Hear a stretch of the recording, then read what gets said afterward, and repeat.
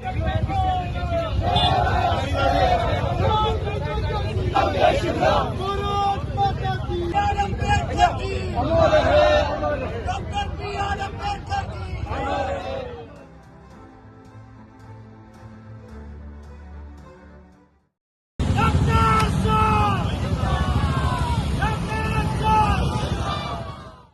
मंत्री अनुराग ठाकुर ने जम्मू कश्मीर से बहुत जल्द armed force special power act हटाने की बात करते हुए कहा है कि जम्मू कश्मीर में हालात अब काफी तेजी से सामान्य हो रहे हैं।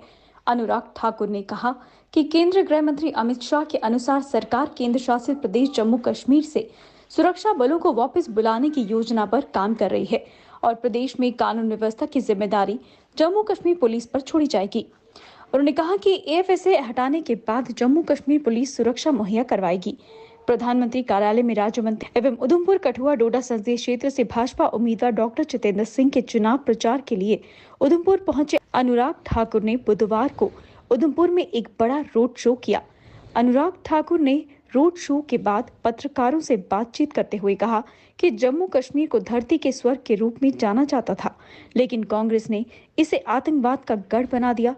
लेकिन 2014 के बाद यहां फिर से विकास शुरू हुआ। डॉक्टर जितेंद्र सिंह के विपक्ष में खड़े कांग्रेस उम्मीदवार चौधरी लाल सिंह का नाम लिए बिना अनुराग ठाकुर ने कहा कि दोनों में काफी अंतर है। डॉक्टर जितेंद्र सिंह एक ईमानदार व्यक्ति हैं जो मोदी सरकार में एक महत्वपूर्ण मंत्रालय संभाल रहे हैं। ठाकुर ने कहा कि ये लड़ाई एक ईमानदार व्यक्ति और एक ऐसे व्यक्ति के बीच है जिस पर भ्रष्टाचार के आरोप हैं और वे जमानत पर रिहा है। ठाकुर ने कहा कि जनता सब जानती है और 19 अप्रैल को वे अपने वोट से फैसला करेगी। सबसे पहले तो मैं कहूंगा कि हमारे यहाँ से लोकप्रिय प्रत्याशी डॉक्टर जितेंद्र सिंह जी ने बहुत अहम भूमिका मोदी सरकार में निभाई। यहाँ की जनता ने रिकॉर्ड मतों से उनको जीतकर भिजवाया। मोदी जी ने उनको बहुत मान सम्मान अपने मंत्रिमंडल में दिया है, अहम भूमिका, अहम मंत्री पद। और साथ ही साथ जो जम्मू कश्मीर के विकास के लिए मोदी सरकार ने योजनाएं दी हैं, आज दिख रहा है कि जम्मू कश्मीर कैसे विकास कर रहा है। और जहां तक आपने एएफएसपीए की बात कही, मैं यही कहूंगा, एक समय था जब आतंकवाद के कारण, अलगाववाद के कारण जम्मू कश्मीर में 45,000 से ज़्यादा लोगों की जानें गई।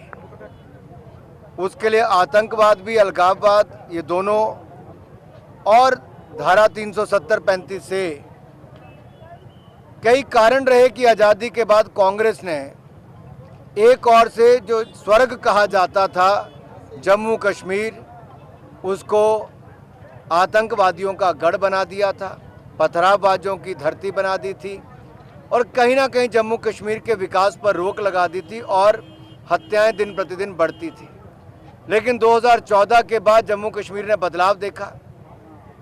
अनुच्छेद 370-35 को सदा सदा के लिए ख़त्म कर दिया गया और जम्मू कश्मीर में सदा सदा के लिए विकास, समृद्धि, खुशहाली, इसका आना हो गया। यहाँ पर पर्यटकों की संख्या 2 करोड़ पार कर गई, जो अपने आप में रिकॉर्ड है।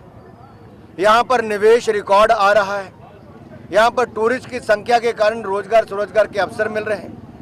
जहाँ शॉल बिकती है, कारपेट बिकता है, वॉलनट का फर्नीचर बिकता है, वहीं पर यहाँ के फूलों से लेके अन्य प्रोडक्ट की बिक्री, यानी कि रोजगार स्वरोजगार के अनेक अवसर मिले हैं। आपने जो कहा कि अफस्पा क्यों हटाया जाए, मैं कहूँगा अफस्पा तब था जब आतंकवादी घटनाएं ज़्यादा थी, जहां पर सुरक्षा बलों को संरक्षण भी चाहिए था। वो मुकदमे लड़ने की बजाय मिलिटेंट से लड़ते हैं, इसलिए अफस्पा था। अगर मिलिटेंट्स को ही ख़त्म कर दिया जाए, मिलिटेंसी को ख़त्म कर दिया जाए, तो अफस्पा को भी ख़त्म किया जा सकता है, वो किया जा सकता है। इसलिए अमित शाह जी ने बिल्कुल ठीक कहा कि मोदी जी के नेतृत्व में जो जम्मू कश्मीर में खुशहाली आई है, जो सुरक्षित अपने आप को महसूस करते हैं, आने वाले समय में जम्मू कश्मीर की पुलिस ही यहाँ पर सुरक्षा दे और यहाँ पर अफस्पा भी ना हो, उस दिशा में हम लोग आगे बढ़ सकते हैं। उन्होंने 60 साल राज किया, लेकिन महिलाओं के लिए कुछ नहीं किया। लेकिन गरीब माँ का बेटा नरेंद्र मोदी जी जब देश के प्रधानमंत्री बने, तो नारी शक्ति के सम्मान में जहां 1 और 4 करोड़ पक्के मकान दिए, 12 करोड़ शौचालय, महिलाओं को इज्जत घर बनाकर दिए, 13 करोड़ बहनों को घरों में नल से जल दिया, वहीं पर 60 करोड़ बहनों को 60 करोड़ बहनों को और भाइयों को मुफ्त में इलाज आयुष्मान भारत में दिया, 80 करोड़ लोगों को मुफ्त में अनाज दिया, वहीं पर 10 करोड़ बहनों को रसोई गैस का सिलेंडर देकर उनको रोजमर्रा की जिंदगी में बहुत सुविधाएं दी हैं। तो 33% आरक्षण विधानसभा से लेकर लोकसभा में नारी शक्ति वंदन बिल से दिया है। मोदी जी नारी शक्ति वंदन बिल लाते हैं, राहुल गांधी जी शक्ति से ही लड़ने की बात करते हैं। यानी कि नारी के खिलाफ ही, महिलाओं के खिलाफ, बहनों के खिलाफ, बेटियों के खिलाफ कांग्रेस लड़ना चाहती है। और ये राहुल गांधी जी नहीं, अब उनकी प्रवक्ता भी कहती हैं, जिस तरह की अभद्र टिप्पणी उन्होंने हिमाचल प्रदेश से मंडी की प्रत्याशी के खिलाफ की है, वो अशोभनीय है, दुर्भाग्यपूर्ण है। इसलिए उनको माफ़ी भी मांगनी चाहिए। लेकिन कहीं ना कहीं सोच कांग्रेस की दिखाती है वो कैसे महिला विरोधी है। जम्मू कश्मीर में और विशेष तौर पर अगर कश्मीर घाटी की मैं बात करूं तो वहां के लोगों ने देखा कि क्या विकास होता है। और जब हम कहते थे कि सुरक्षित कश्मीर समृद्ध और संपन्न कश्मीर बनाएगा, तो आज वो दिखता नज़र आता है। पथराव की घटनाएं बंद होती है, बच्चे स्कूल यूनिवर्सिटीज़ में जाते हैं, रोज़गार स्वरोजगार के अवसर बढ़ते हैं, स्पोर्ट्स, सिनेमा से लेकर अन्य क्षेत्रों को बढ़ावा मिलता है। ये अपने आप में दिख रहा है कि जम्मू कश्मीर बदल रहा है। विशेष तौर पर कश्मीर में जब लोग विकास देखते हैं, बढ़ते हुए आय के साधन देखते हैं, बढ़ते हुए टूरिस्ट देखते हैं, तो उनको पता चला कि कांग्रेस ने 70 साल उनसे क्या छीना है और मोदी ने 10 साल में कैसे जीवन को बदला है, कैसे खुशहाली लाए। जो 3 परिवार अपने परिवार की राजनीति करने के लिए जम्मू कश्मीर के लोगों का दोहन करते रहे, यहाँ की बड़ी बड़ी ज़मीनों पर कब्जा करते रहे, वर्षों सत्ता में रहकर जम्मू कश्मीर में भ्रष्टाचार करते रहे, बैंकों से सैकड़ों करोड़ लूट कर ले गए। आज उनको जब लगता है कि लोग अलगाववाद को छोड़कर राष्ट्रवाद के रास्ते पर आ रहे हैं, आतंकवादियों से दूर रहकर भारत को सुरक्षित बनाने के लिए डेमोक्रेसी का हिस्सा बनना चाहते हैं, तो पीड़ा तो ऐसे लोगों को, ऐसे परिवार वालों को होगी ही, क्योंकि परिवारवाद पर प्रहार हो रहा है और लोकतंत्र को लोग मानने के लिए और आगे आ रहे हैं। देखिए, बहुत अंतर है।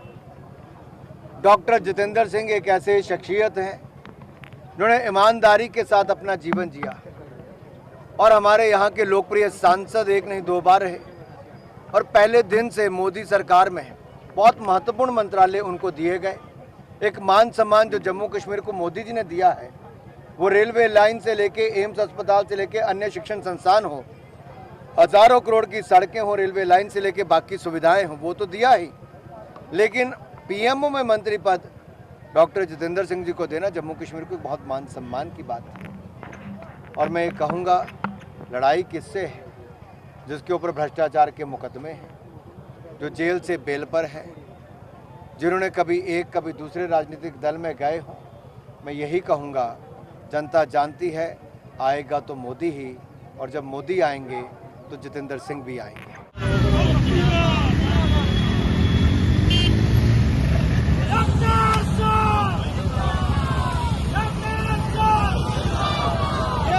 और जयकारा लगाया जाएगा आज अनुराग ठाकुर